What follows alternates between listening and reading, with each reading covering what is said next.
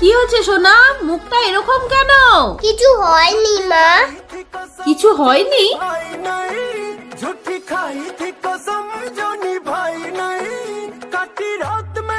কি হয়েছে কে জানে।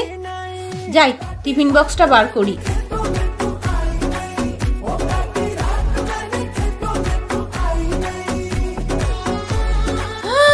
কি অবস্থা, বইটা এরকম কে করলো?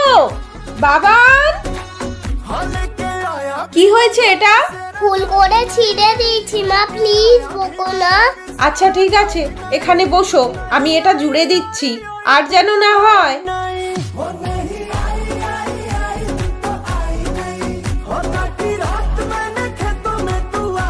এ নাও, শুকিয়ে গেলে আবার আগের মতো হয়ে যাবে। ঠিক আছে মা।